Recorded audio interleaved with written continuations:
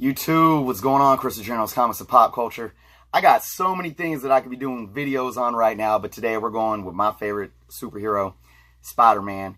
And I have just been in so many debates online recently about who is the best cinematic portrayal of Spider-Man, Peter Parker. So before doing the video, I went ahead and grabbed some stuff here because I wanted to have a little bit of a background shown to you guys, because this is very, very what's the word? It's an exciting topic to speak on for me because I love Spider-Man. But we have had 3 portrayals so far of a cinematic Peter Parker Spider-Man: Tobey Maguire, Andrew Garfield, and Tom Holland. And seeing so many debates on YouTube, Facebook, social media about who is the best portrayal. It's really all over the place. And this video is going to be about facts, the best that I can. Not about personal opinion, because there's a difference. You can have your personal opinion on who you thought was the best Peter Parker Spider-Man. And that's subjective. I can't tell you who you enjoyed the most. But what is not subjective is which portrayal was most accurate to the comic books. And that's what I'm going to be discussing. So I'm going to give you guys a little background. I have read practically every single book published about Spider-Man going back to 1962 with Amazing Fantasy 15. I've even read like so many side stories when they did the Clone Saga and they did the Scarlet Spider books. I read all of those. I don't know how many of you even knew that Peter moved to Portland for a little while. Yeah, and he was going to hang up the webs, and he moved to Portland and worked in a lab and all this stuff. So a lot of you probably don't even know that. I read the chapter 1. I believe it was like a 12-issue series where they tried to retcon how Peter got his powers, which inevitably, was then scrapped. It was scrapped. So what I have here, guys, is just to show you. This isn't all of them. I just pulled down a few. So most of my older readings are from the Essentials, and these are all beat up because I read them, and my son read them. My son read like almost everything too. He was reading right with me, and then I let my kids like color in these. Pages are ripped, pages are colored. But anyways, so I've read all of these, and also, guys, and this is very, very important to the topic today and the point that I'm going to try to make. And this isn't all of them either, because I have every single volume of the Ultimate Spider-Mans, and I've read every single Ultimate book as well. And that's very important to the point I'm going to try to make here. So let me start off, guys, by saying this. What makes the best Spider-Man? It does essentially boil down to the character himself, the actor, and of course the writing behind the actor. But also you have to take in consideration the entirety of the film, or in the MCU, this case, the universe that surrounds it. So before I give away who I feel is the most accurate to the comics, I'm going to break some things down. I'm going to speak on our first that we got to see on the big screen, Tobey Maguire. Let's speak of these movies in a whole. The first one, and including the second one, huge problems with the third. But I enjoyed them, especially in a time where all we've seen so far was, we saw X-Men, the X-Men films, and then the Spider-Mans came. And this was like the golden era, so to say, of comic book cinema. And Sam Raimi did so many things good with these movies. The aesthetics of these movies were amazing because you really watched them and felt that they were popping off the pages of a comic book. Sam Raimi did a lot of things good with the writing for the first 2. You know, we saw how Spider-Man got his powers, and it was a great portrayal. Although the, you know, the real spider webs, I didn't like that at all. You know, I don't know why he couldn't make, you know, his web shooters. But there was a lot of positive attributes in how he got his powers, how we saw that. And I want to talk about casting. And of course, we're talking about who was the best Spider-Man. Let's talk about casting overall for Sam Raimi's movies. I'm going to talk about the amazing casting that he did. For the first movie, Uncle Ben and Aunt May. Spot on Steve Ditko, John Romita era, you know, spot on. Perfect casting, in my opinion. J. Jonah Jameson, perfect. I mean, hey, if we see J. Jonah Jameson, I want him to come back. What's his name? I can't think of his name up the top of my head. I want him to come back. I want to see him again as J. Jonah. I mean, freaking spot on. Even in the second film, we Doc Ock, and again, I'm sorry guys, I don't have all the names with me right now of all the actors, but I thought Doc Ock was perfect. I thought Willem Dafoe did a great Osborn, but I didn't really like the suit, the costume, the Green Goblin costume, but I thought his you know, maniacal portrayal was well done. Now, let's get to the more, you know, prominent characters. Harry, I didn't have an issue with. I like James Franco. Even though he didn't necessarily look like Harry from the comics, that didn't matter. Mary Jane and Peter Parker. Let's first talk about Mary Jane. I've said this before in videos. Kirsten Dunst was a complete fail of casting. And I'm not trying to knock Kirsten Dunst. She's a great actress. She's been in good stuff. And she's a pretty girl. She's a pretty woman. But I'm sorry, she is not Mary Jane. And I don't want to get into that. I don't want to get into it. She's not Mary Jane. Now let's get to the story of our video, or the character of our video here. Peter Parker, Spider-Man. Tobey Maguire was the farthest away from accurate to the comic books of any of the three portrayals. Tobey Maguire was non-charismatic and was completely soft. Totally soft. He had a very, and I'm going to mock him, pouty, oh, what am I to do? Do, Mary Jane. Oh. You know, it's like, well, what is this? A freaking daytime soap opera? Like, that was his Peter. He was, I don't even want to say the word, but he was a softie, man. Now, one thing with Peter Parker in the comic books, this was not him, and I'll get to that. When Tobey Maguire put on the mask, hey, I don't have any real, you know, issues with when he put on the mask. I mean, he had, you know, witty banter here and there. Still a little soft for me, but it was fun for what it was. And it fit into the aesthetics of the universe decently enough to where we could walk out of these films and say, wow, I thoroughly enjoyed that. And even for the third movie, I thought some of the casting was done good. Sandman, amazing. Venom, Topher Grace, we all know how that movie was just a complete fail. But overall, I think a lot of people that pick Tobey Maguire as the best portrayal of Peter Parker Spider-Man only do that because they enjoyed the overall feel of the movie. And I think that deludes our perception of Tobey Maguire's Peter Parker and Spider-Man. Now, I'm going to go back to what I was saying about Peter being too soft. But I'm going to bring up one issue here going into our second Spider-Man. Andrew Garfield.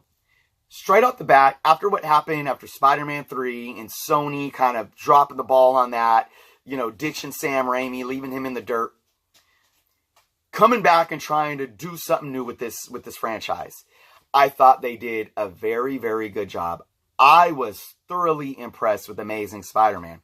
Not necessarily in portrayal of keeping it relevant with the comics, but how we saw an origin story just not too long before. You know, and they did an origin story again, but made it fresh. And of course, for those that have read the books, the Amazing Spider-Man keeps with more of the kind of vibe of the Ultimate Peter Parker. And I loved Andrew Garfield's portrayal of Spider-Man when he put on the mask. I wasn't too fond of the over coolness of how they portrayed Peter Parker. So now let's compare these two.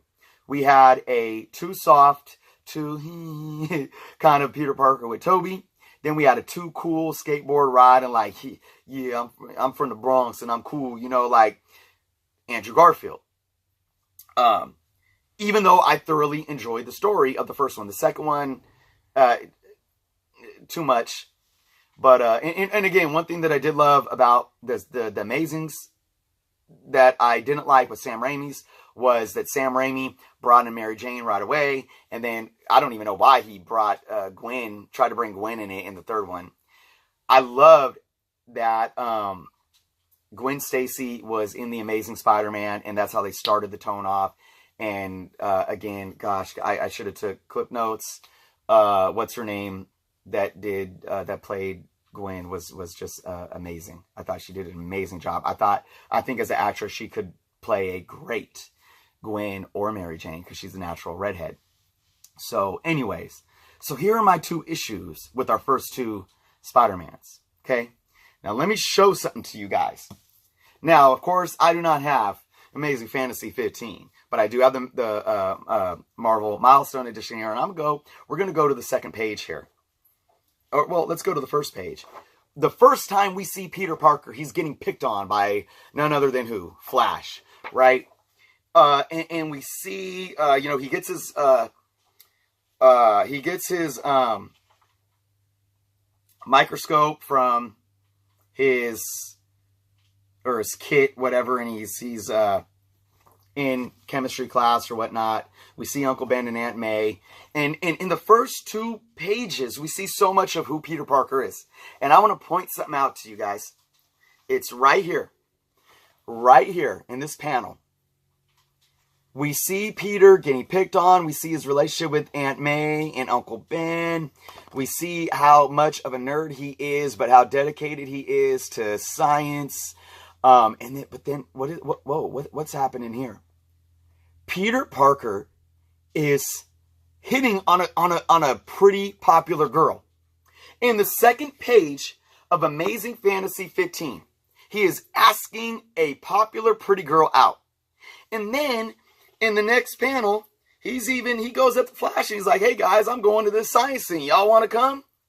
And they're like, "Oh, screw you, freaking Parker, you know, you're nothing." The point I'm trying to make, guys, is that even in Peter Parker's extreme, geeky, nerdy, no friends, loner days in high school, he had a wit about him. And he had a confidence about him. Tobey Maguire did not portray that. At all.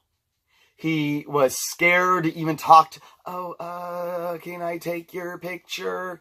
He didn't want to talk to Mary Jane. It was just, it was too soft. And this first book proves it. And this isn't the only book that proves it. If you read all the early books while he's in high school, you'll see it. Now, we know that once he gets his spider powers, he takes that confidence to the next level. And that's where this, you know, this wit that was kind of in him, like just blooms almost out of control. And he becomes almost too cocky. But my thing, comparing it to Andrew Garfield, is that Andrew Garfield was too cocky right off the bat. He was this dorky kid that didn't have any powers, and he was just like I said, doing, you know, being Tony Hawk on a skateboard, and just like being too cool. So we have this dilemma of two extremes here that do not fall in line with the comic books. Now, you guys might see the point that I'm trying to make here, and I'm going to finally state it.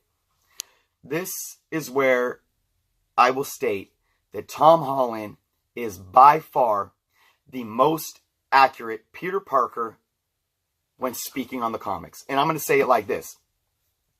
What we've seen from Tom Holland's Peter Parker Spider-Man so far in Civil War, Homecoming, and Infinity War has been a perfect harmonic blend of the original Stan Lee Ditka era, where we see young Peter Parker in high school, mixed with New Avengers pre-Civil War era where we see Peter really looking up to Tony Stark as a role model, which inevitably makes him a new Avenger, and he moves into Stark Tower, and then, of course, Civil War happens, and he gets the Iron Spider suit. So we see Tony Stark making Spider-Man's tech. We see Peter Parker being in awe of Tony Stark. Hence, spoiler alert, why in Civil War in the comic books, even when Peter Parker is questioning which side to choose, he aligns himself with Tony Stark and reveals his identity. Yes, the Peter Parker that through high school and college and all of his life wants to protect his identity, to save his loved ones, because Gwen has already died. He wants to protect Aunt May. He wants to protect Mary Jane. Reveals his identity to do the right thing, to stand side by side with his mentor, Tony Stark. And then lastly, it's a blend of, yes, the Ultimate books. Because in the Ultimate Universe, we see a younger Peter Parker looking up to Tony Stark as a mentor. Everyone watching and everyone having an opinion on this, I cannot tell you who you can enjoy the most. But I can tell you, and I could take it to court, that by far, Tom Holland is the most accurate Peter Parker. Now, if you haven't read the original Ditka era books to understand the adolescent Peter Parker that we see in the film, and so many people argue, oh, you know, what does this Peter Parker have? You know, the Peter Parker in the books, in the comic books, was meant to face these adverse issues, and he had the weight of the world on his back and all this stuff, and he wanted to do it himself, and now he's just getting handouts from Tony Stark, and Tony's making his tech. That is not, no, that is inaccurate.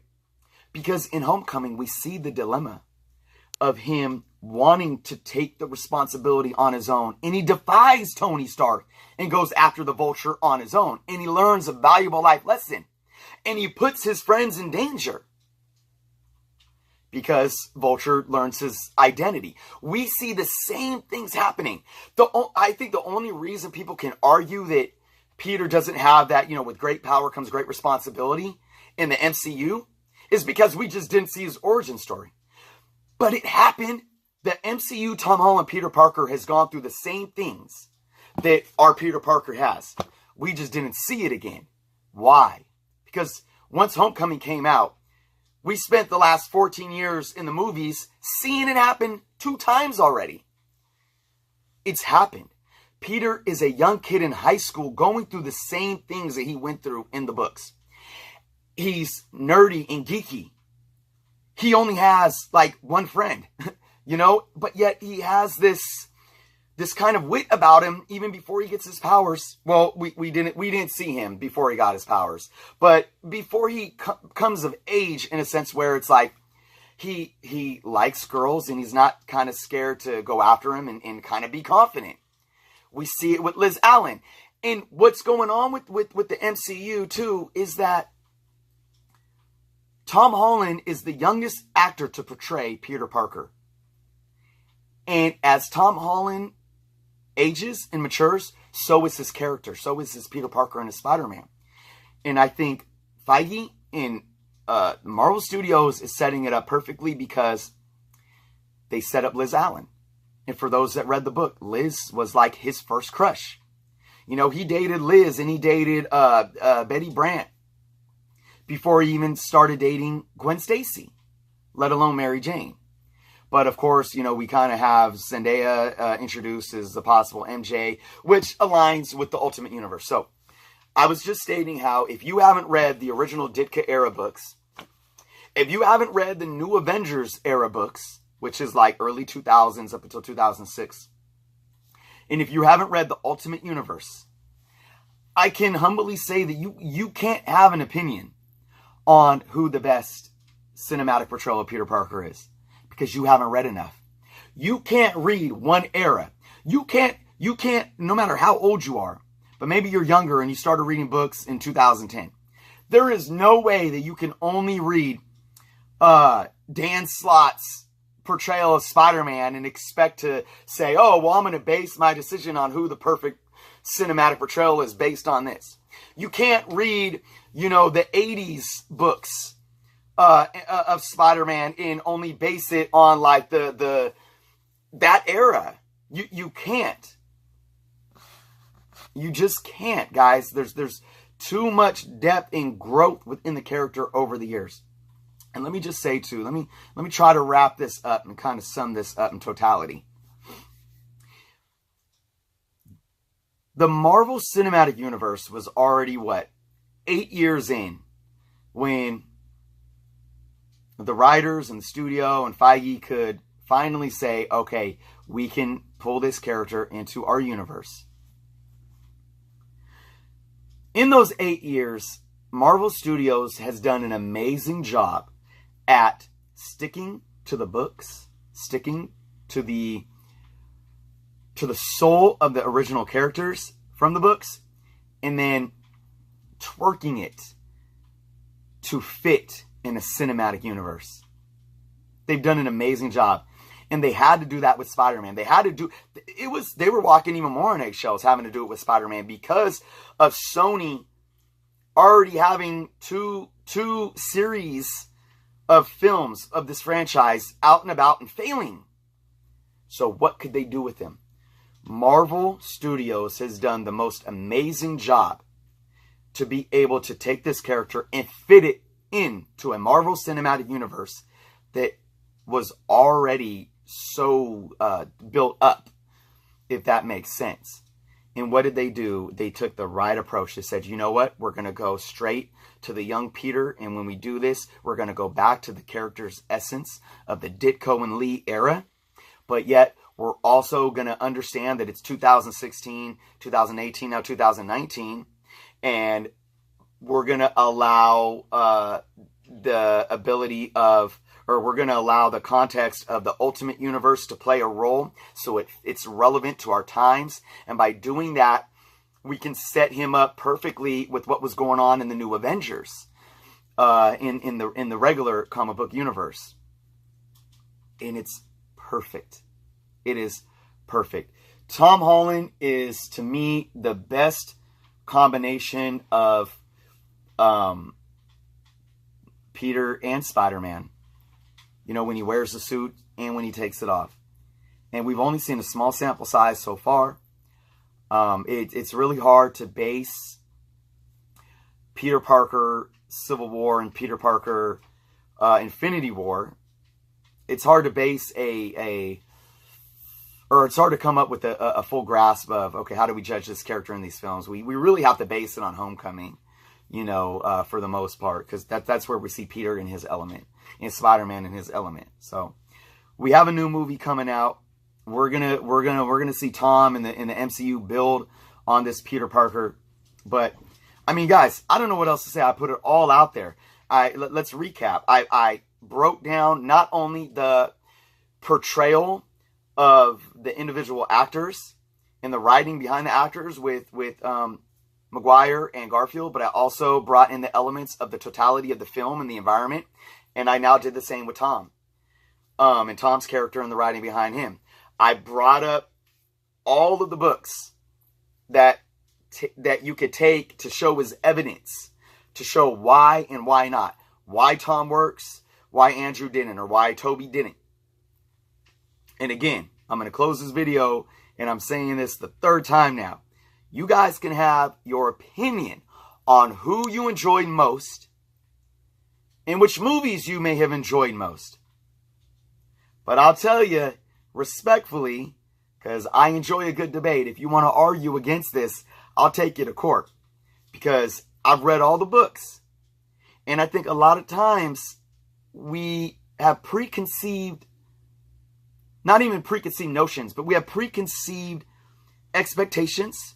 We have preconceived selfish, not even selfish, but individual perceptions where we're not, when we watch as fans and we watch these films and we watch these actors portray, We're not just taking in what they're giving us. We're putting our perceptions onto them, which clouds what they're giving us in a sense.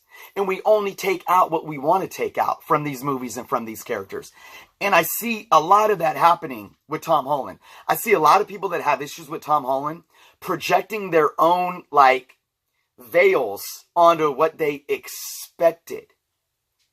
And so they're almost like ignoring things that are right in front of their face on why, this did happen in the original comics. This is who Peter is in the original comics. So guys, I'm going to leave you with that.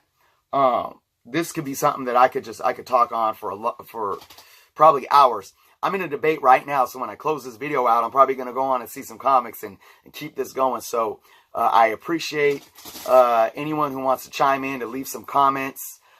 Be respectful, of course. The one thing I don't like is when people have opinions, especially about geek culture and stuff that's supposed to be fun, and we can't, like, have different opinions on it. Let's have different opinions and respect each other. There's no reason to, like, get butthurt about this. It's fun. It's comic books. It's movies. So let's have respectful debate. And when I say I will argue you guys to the bank, I don't mean argue as in, like, scream and yell at you. I mean, like, arguing is like a real hardcore debates. You know, like we're in a court of law. Let's just go at it because I got proof to back my stuff up. That kind of stuff. It's all love, guys. So leave some comments. I'd love to hear what you guys say. And hey, don't feel afraid to kind of put down your egos and admit if maybe you guys were on the fence and weren't liking Tom Holland. Drop some comments. Let me know if I, like, help shed some light or maybe change your minds or whatever. I want to hear from everyone. So be kind to each other. Thank you so much for watching. If you haven't subscribed, please do so. Till next time.